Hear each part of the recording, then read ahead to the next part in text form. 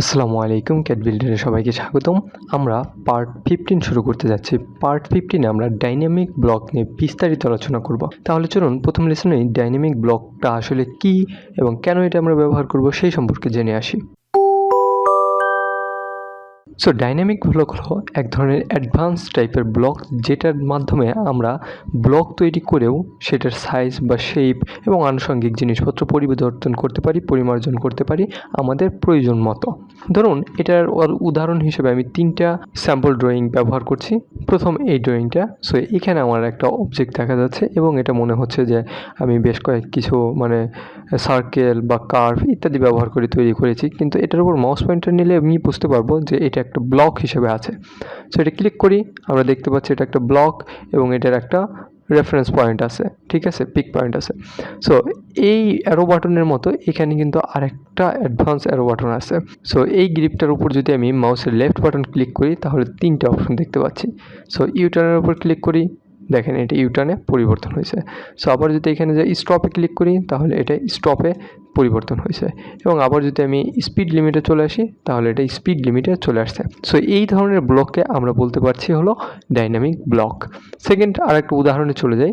So এই উদাহরণটাতে আমরা এখানে একটা সিঙ্ক দেখতে পাচ্ছি, অর্থাৎ একটা বেসিন দেখতে পাচ্ছি। এই বেসিনটার জন্য 2টা গ্রিপ আছে। জেনারেলি আমরা ব্লকে কিন্তু একটা মাত্র গ্রিপ দেখতে পাই।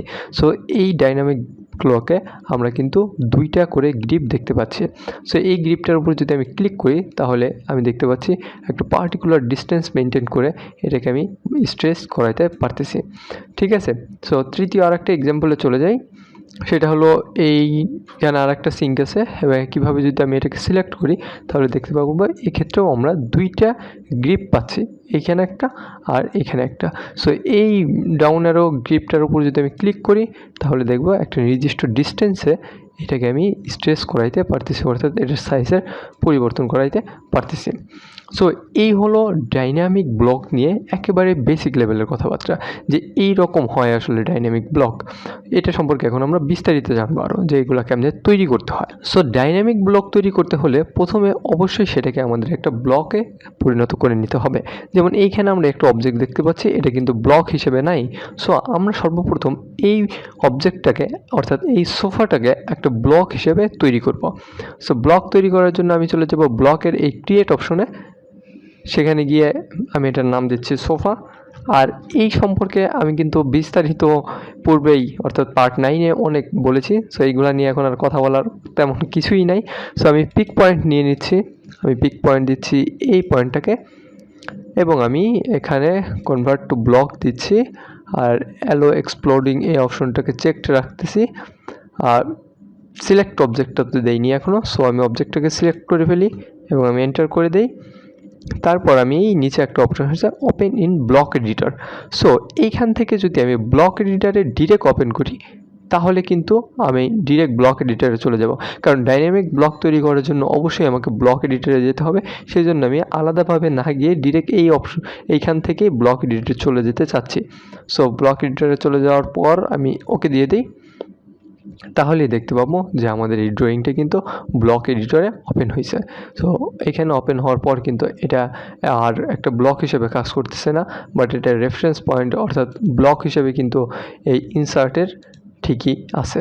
সো ব্লক এডিটরে কিন্তু এটা অ্যাজ ইউজুয়াল ড্রয়িংয়ের মতো আচরণ করতেছে।